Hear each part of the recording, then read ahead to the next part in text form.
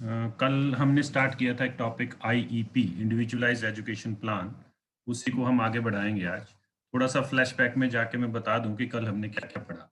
Meaning पढ़ा IP का।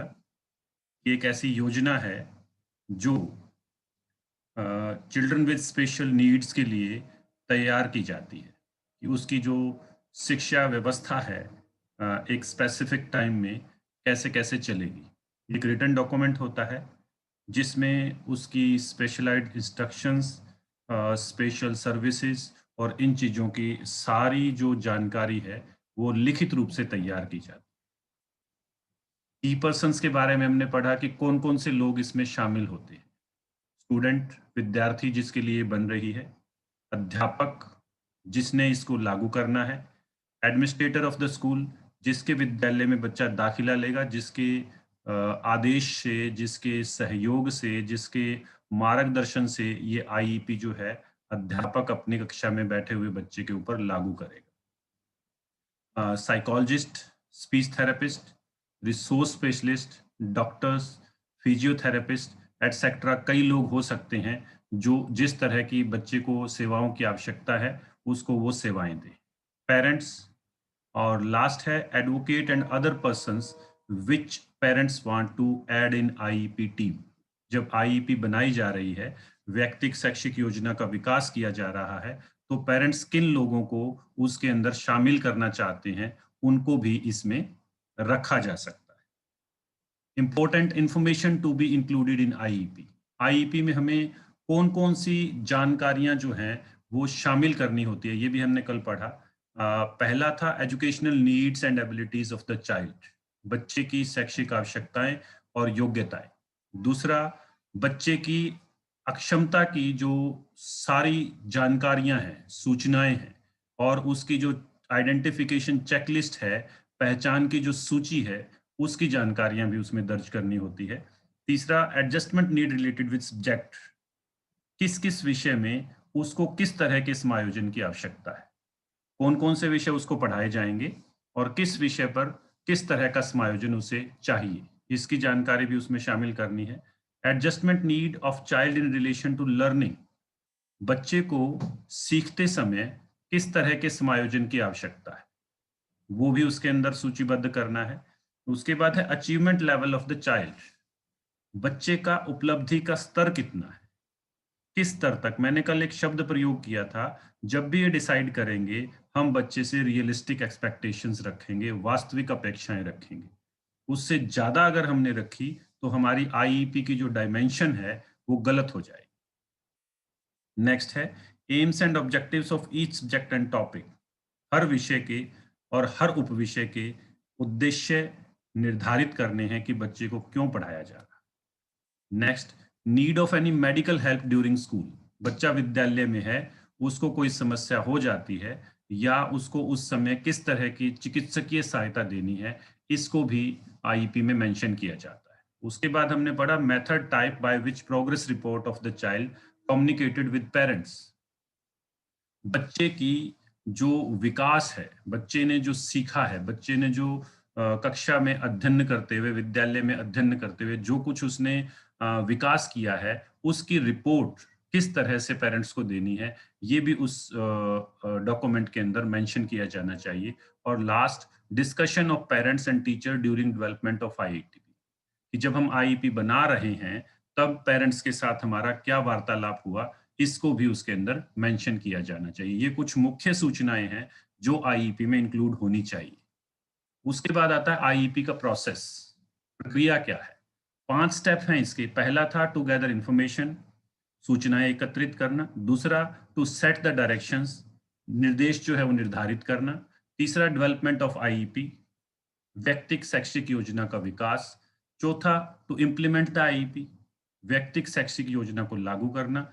और पांचवा और last, to review and update the IEP, जब लागू हो गई उसके बाद उसमें क्या कमियां हैं, किस तरह से चेंज होनी चाहिए, अगले विद्यालय में अगली कक्षा में बच्चे को भेजना है, उसको रिव्यू करके अपडेट करके आगे के लिए तैयार किया जाना चाहिए। कल हमने पहला इसका स्टेप पढ़ा था, शायद अब हम उसको एक बार फिर से कर लें। कि टू गैदर इंफॉर्मेशन में किस किस तरह की सूचनाएं हमने बच्चे के से संबंधित रखनी है पहले स्टेप में। पहला है पर्सनल, बच्चे की सारी व्यक्तिगत सूचनाएं। मैंने कल भी बताया था, जन्म से लेकर अब तक की जो उसकी महत्वपूर्ण व्यक्तिगत सूचनाएं हैं वो सारी सूचीबद्ध होनी चाहिए। दूसरा, detailed information related with disability of the child. बालक की जो अक्षमता है, जहां पर बालक अपने आप को अक्षम पाता है, हतोत्साहित होता है, कमजोर पाता है, वो सारी सूचनाएं जो हैं वो इसके अंदर इंक्लूड होनी चाहिए और पूरी ब्यौरे के साथ, डिटेल के साथ। तीसरा, medical and health related information, चिकित्सा और स्वास्थ्य से संबंधित सूचनाएं। चौथा, एडजस्टमेंट रिलेटेड इंफॉर्मेशन, बच्चे का समायोजन कैसे करना और कहाँ कहाँ बच्चा अपने आप को समायोजित कर लेता है, ये भी लिखना है। Achievement level of the child, बालक की उपलब्धि का स्तर कितना है, परिवार बताएगा ये दोनों सूचना, एडजस्टमेंट और अचीवमेंट, या उसका पिछला विद्यालय बताएगा अगर बच्चा पहले से कोई शिक्षा ग्रहण कर चुका है तो। नेक्स्ट है language spoken by the child, बच्चा कौन सी भाषा बोल लेता है, कितनी बोल लेता है, कितने शब्द हैं, किस तरह के डायरेक्शंस को फॉलो करता है, किस तरह से उत्तर देता है, ये वाली जो चीज है वो नोट करनी है। उसके बाद है information related with last school of the child, बच्चे ने अगर पहले, इससे पहले कोई विद्यालय अटेंड किया है, उसने कोई विद्यालय में दाखिला लिया है, तो उसकी भी सारी सूचनाएं होनी चाहिए। नेक्स्ट है information related with education strategies which are successful in his her last school, ऐसी शैक्षणिक स्ट्रेटजीज या रणनीतियां जो उसके पिछले स्कूल में कामयाब रही, उनका ब्यौरा जरूर होना चाहिए। अब हमने पढ़ना है कि कौन कौन से लोग डिस्कशन में इन्वॉल्व होने चाहिए। पहला है स्कूल एडमिनिस्ट्रेशन, विद्यालय का प्रशासन, जिसमें प्राचार्य और बाकी लोग आते हैं। दूसरा, काउंसलर, जो परामर्शदाता है वो।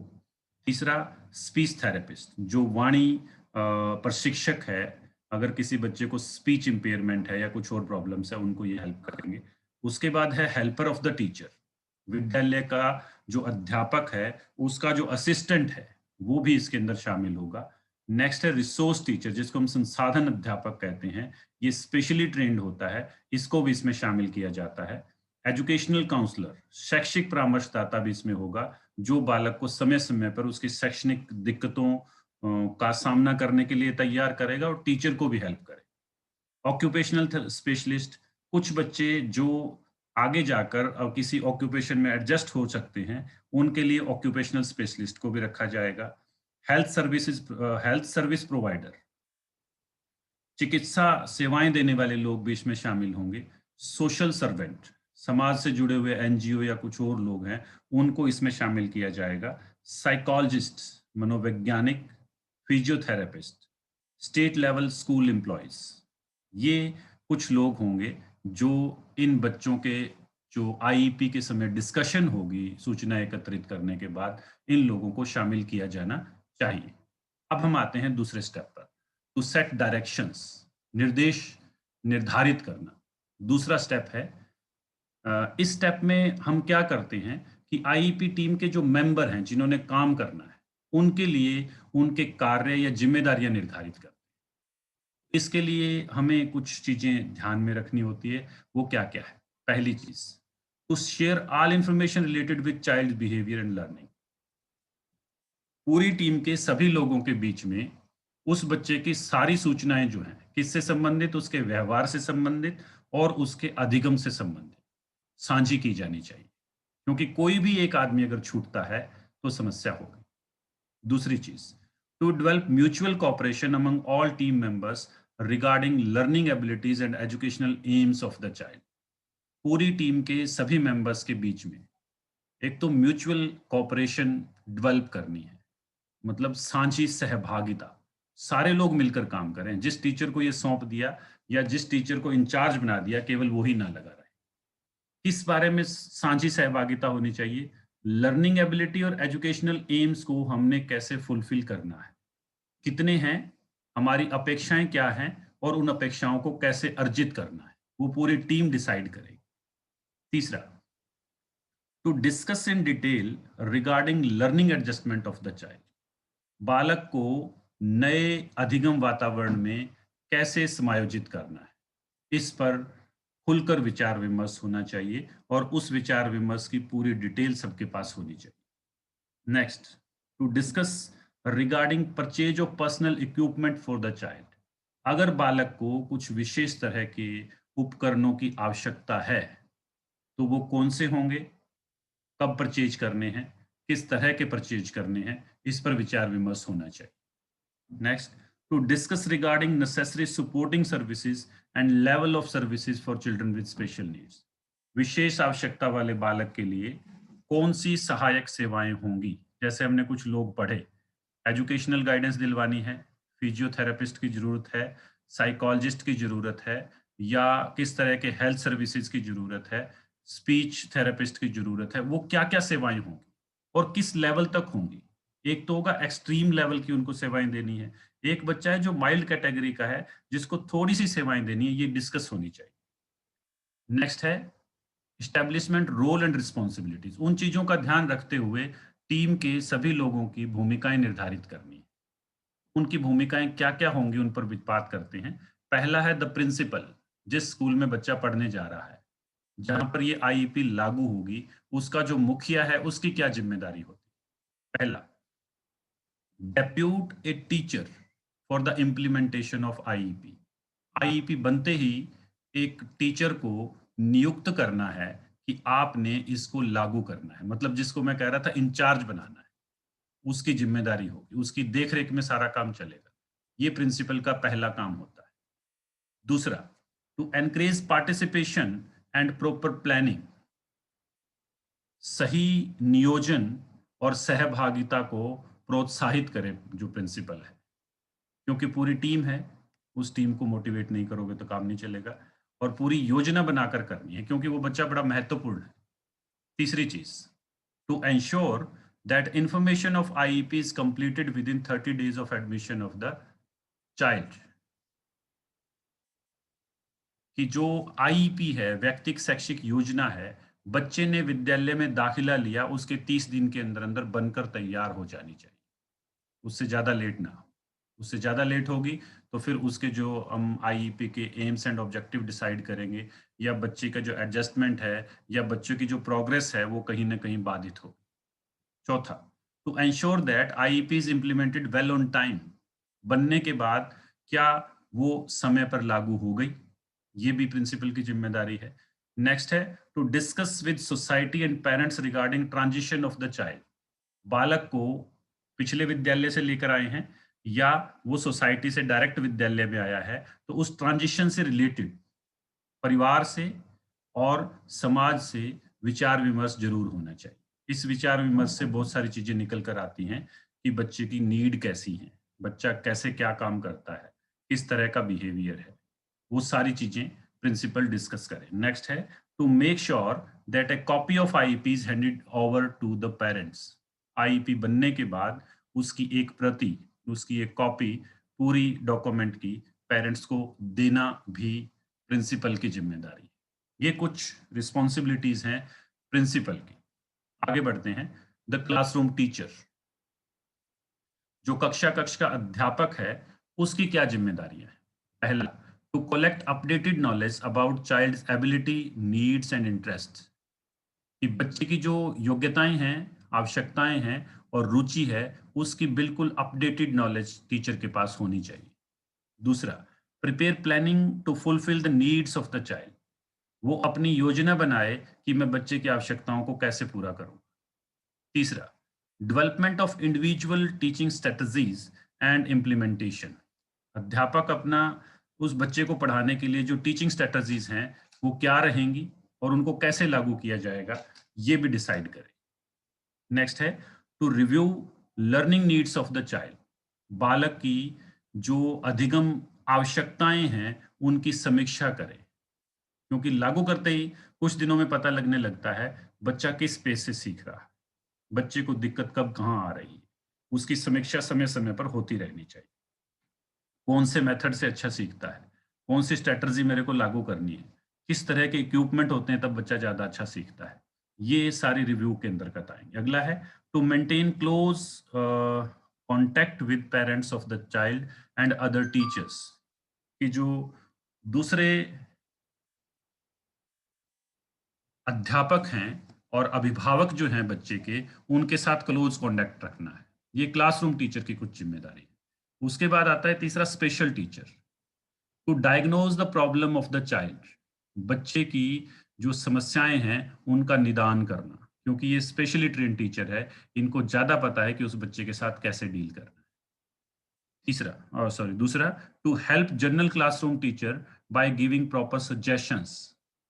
जो सामान्य कक्षा का अध्यापक है, जो उसको पढ़ा रहा है, उसको वो सही जो सजेशंस हैं, सलाह है, मशवरा है, वो दे, ताकि जो जनरल क्लासरूम टीचर है वो ज्यादा बेहतर तरीके से उस बच्चे को पढ़ा पाए और आईईपी जो है वो ज्यादा सक्सेसफुली इम्प्लीमेंट हो और डेवलप हो।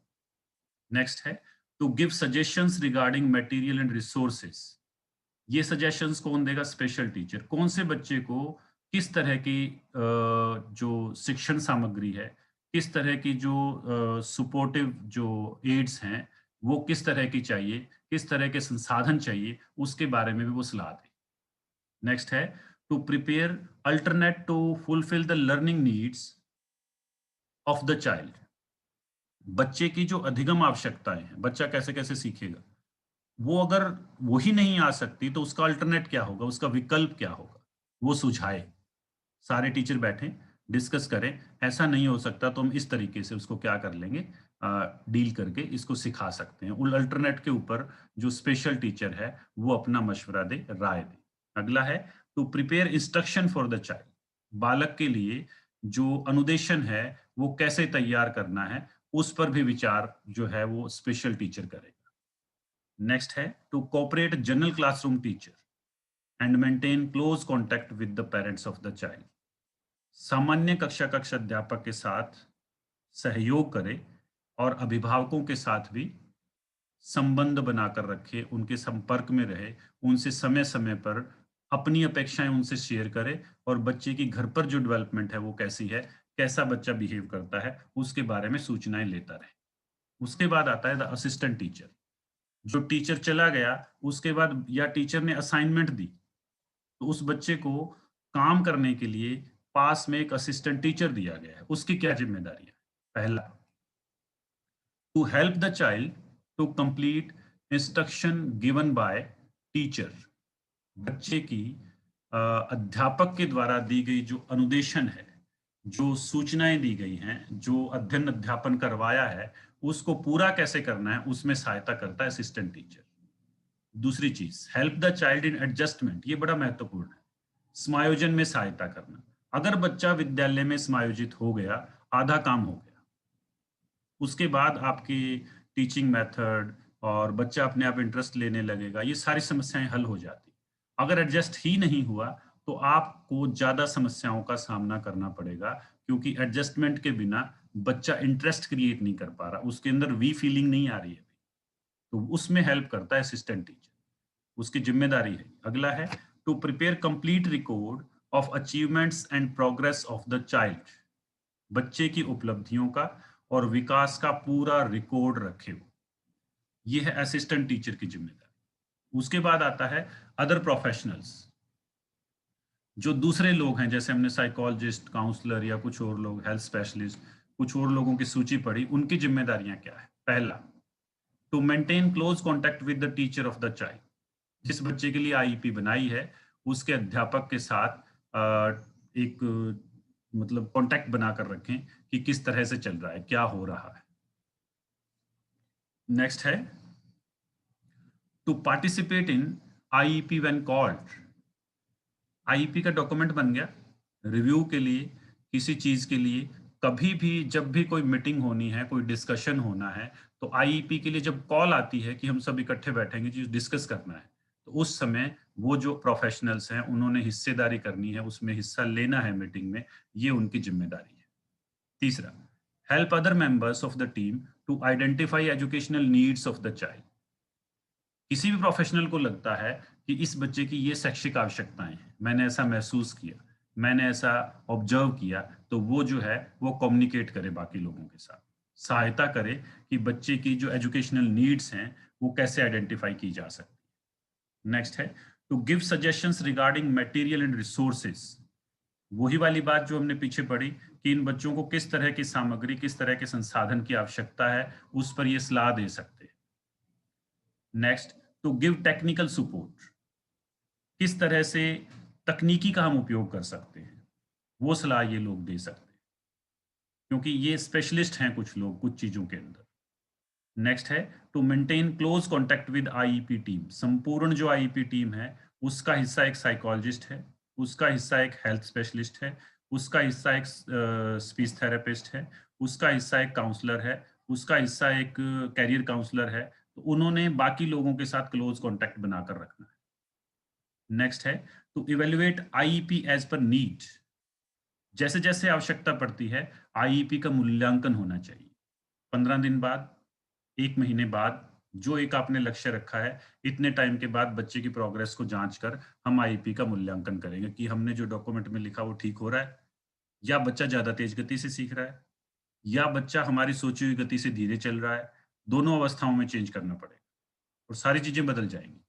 लक्ष्य, उद्देश्य बदल जाएँगे, मटेरियल बदल जाएगा और सेगमेंट भी बदलने पड़ सकते हैं। नेक्स्ट है to help family of the child as per need, अगर बालक के परिवार को किसी तरह की आवश्यकता है उसमें भी वो सहायता करें। ये अदर प्रोफेशनल्स की रिस्पॉन्सिबिलिटीज है। अब आता है पेरेंट्स, अभिभावकों की क्या जिम्मेदारी है। To give correct and updated information to the team, ये सबसे महत्वपूर्ण है। सही और बिल्कुल अपडेटेड नई जानकारी दें बच्चे के बारे में।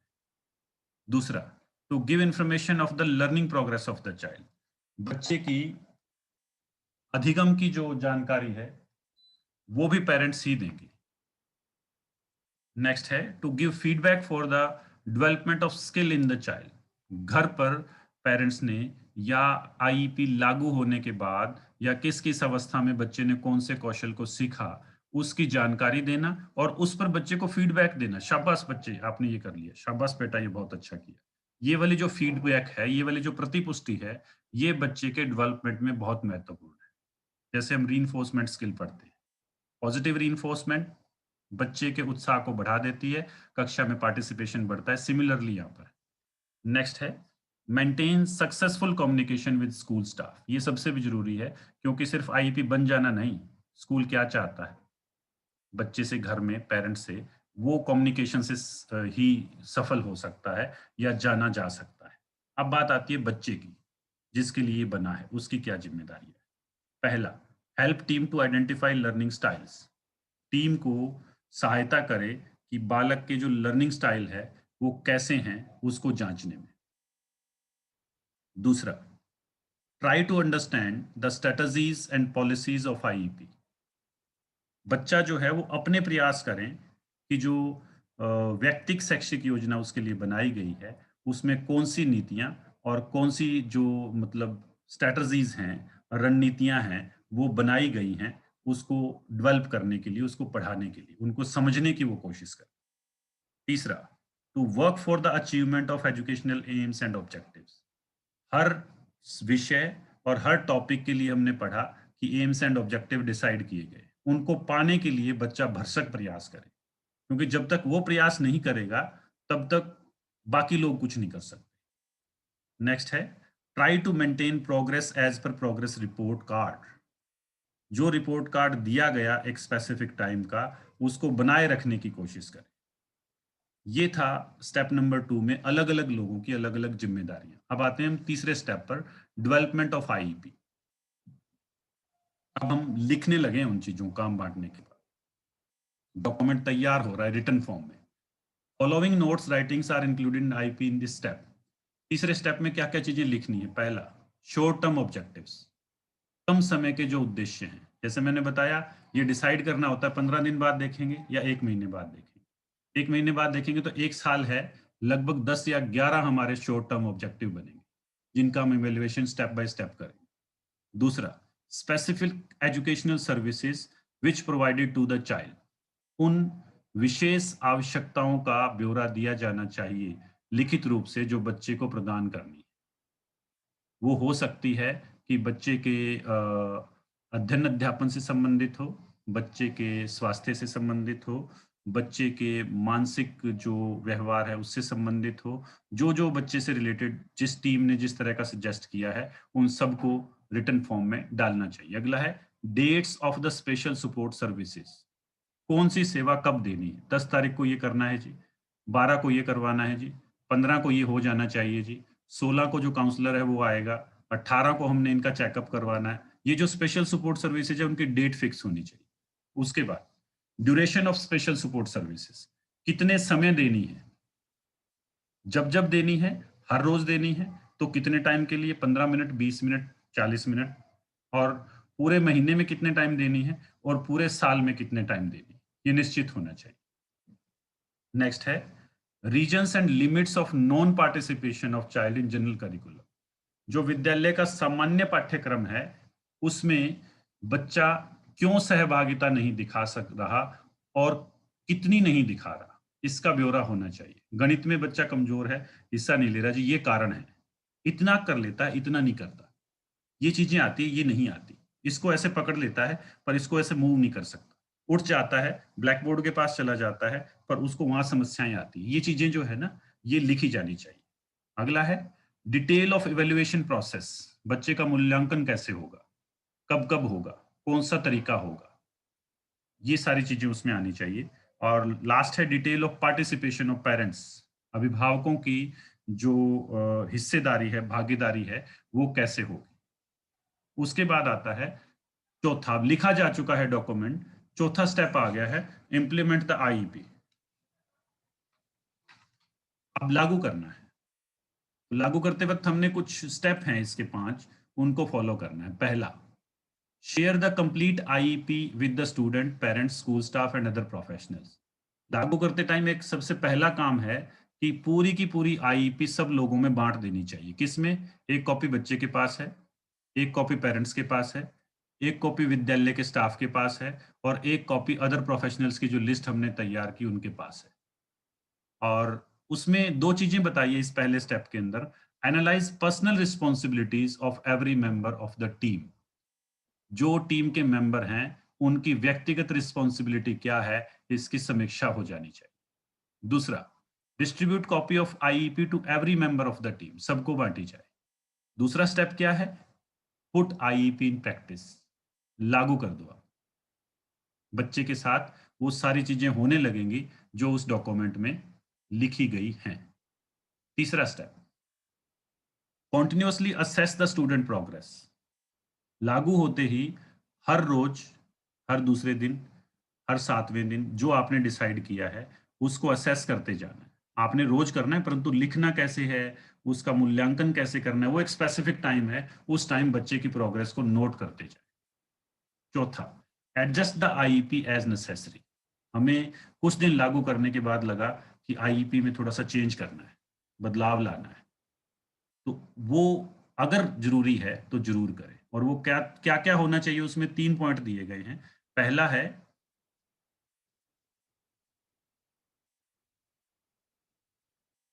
पहला है if child, if child learning sir speed, sir आपकी आवाज नहीं आ रही ढंग से। अभी फिर आएगी, फोन, बीच में कट जाती है, फिर बंद हो जाती है। फोन आ गया था बेटा। If child learning speed is fast then assumed, then change annual aim and objective, अगर बच्चे की लर्निंग स्पीड तेज है तो हम हमारे जो वार्षिक उद्देश्य हैं उनको बदलेंगे, थोड़ा नजदीक ले आएंगे, ये बदलाव होना चाहिए। दूसरा, if child learning speed is slow, अगर बच्चा धीमा सीख रहा है, हमने सोचा उससे, तो क्या करना है, divide annual aim in short steps, जो हमारे वार्षिक जो एम हैं उनको छोटे छोटे टुकड़ों में बांट दिया जाए। नेक्स्ट है change in human help, individual equipment, teaching strategies. अब दोनों तरह के बदलाव में हमें मानवीय सहायता, किससे कब हेल्प लेनी थी वो बदलाव आएगा, किस तरह के उपकरण चाहिए वो बदलाव आएगा, और क्या टीचिंग स्ट्रेटजीज रहेंगी वो बदलाव आएगा। उसके बाद आता है चौथा step, evaluate the students learning and report to parents, बच्चे की लर्निंग को मूल्यांकन करना है और पेरेंट्स को रिपोर्ट करना है आपके बच्चे ने ये प्रोग्रेस की। और last, record ongoing revisions of IEP, जो जो आईईपी में बदलाव किए, उन सब का लेखा जोखा तैयार किया जाना चाहिए रिटर्न फॉर्म में। इसके बाद आता है हमारा लास्ट स्टेप, 5वां step, to review and update the IEP. जब आईईपी लागू होकर पूरी होने वाली है तब ये स्टेप आता है। नेक्स्ट है, ये कब कब यूज किया जाता है? ये अगले विद्यालय में या अगली कक्षा में जाने के लिए तैयार की जाने वाली आईईपी का वो हिस्सा है। तो इसमें क्या है? Plan for the students transition and elementary to secondary school और for a transfer to another school. ये क्या होता है? ये योजना कब बनाई जाती है? तब बनाई जाती है जब बच्चे को दूसरे विद्यालय में या उससे बड़े विद्यालय में भेजना है। तो दो तरह के टीचर इसमें होते हैं। एक टीचर, मान लीजिए मेरे पास बच्चा पढ़ रहा था, मैं सेंडिंग टीचर हूं, तो मेरी क्या जिम्मेदारियां हैं? पहला, assure that all information of IEP are up to date and new. जो आईईपी मैं सौंप रहा हूं अगले टीचर को, उसको दी गई सारी सूचनाएं बिल्कुल नई हैं और अब जो लास्ट टाइम तक जो अपडेशन करनी थी वो मैं कर चुका। दूसरा, discuss instruction policies, sources, necessary adjustment, behavior management, individual help with receiving teacher। जिस विद्यालय के अध्यापक को हम वो आईईपी दे रहे हैं उसके साथ इन मुद्दों पर चर्चा होनी चाहिए। किस पर? कैसे पढ़ाया, वो इंस्ट्रक्शन पॉलिसीज क्या थी, कौन से साधन मैंने उपयोग में लाए, बच्चे को समायोजित करने में कहाँ कहाँ दिक्कत आई, किस तरह से कार्य किया, बच्चे के व्यवहार को हमने किस तरह से ढाला, और बच्चे को व्यक्तिक सहायता कहाँ कहाँ पर किस तरह से कितनी जरूरत पड़ी, इन चीजों पर जरूर डिस्कशन होनी चाहिए। नेक्स्ट है, to motivate child and parents for entering new IEP. अगले विद्यालय में, बड़ी कक्षा में या दूसरे विद्यालय में जाने के लिए, नई आईईपी में एडजस्ट करने के लिए बच्चे को और अभिभावकों को मोटिवेट करे, अभिप्रेरित करे, प्रोत्साहित करे। ये जिम्मेदारियां हैं जिस अध्यापक ने पढ़ाया आईईपी को। अब उस अध्यापक की क्या जिम्मेदारियां हैं जिसके पास बच्चा जा रहा है, उस पर चर्चा करते हैं। पहला है, study IEP and progress properly. पूरी व्यक्तिक शैक्षिक योजना को अच्छे से पढ़े और उसके जो प्रोग्रेस, उसने जो विकास किया है उसको भी पढ़े। दूसरा, collect complete information to meet with teacher and other assistants. अब उसने उस पर काम करना है, नए अध्यापक ने, तो उसको क्या करना पड़ेगा? उस बच्चे के बारे में सारी सूचनाएं एकत्रित करनी पड़ेगी पुराने अध्यापक और असिस्टेंट से मिलकर। तीसरा, review annual education plan of the child. जो पुराना प्लान बना था, पुरानी जो योजना बनी थी वार्षिक, उसमें क्या क्या बदलाव करना है उसको उसने देखना है कि मैंने अब क्या बदलाव, क्योंकि पाठ्यक्रम बदलेगा, इन्वायरमेंट बदलेगा और क्लास का जो लेवल है वो बदलेगा, स्कूल चेंज हो रहा है, सारी चीजें बदल रही है, तो रिव्यू करना पड़ेगा। और last, invite the child to understand new IEP. नई व्यक्तिक शैक्षिक योजना को समझने के लिए बालक को आमंत्रित करना कि आइए हम बैठकर अब अगले साल पढ़ेंगे, आप विचार विमर्श करें, डिस्कस करें। इससे बच्चा मोटिवेट होगा और अगले विद्यालय में एडजस्ट हो जाएगा। ये था हमारा टॉपिक, आईईपी, व्यक्तिक शैक्षिक योजना। कल संडे है,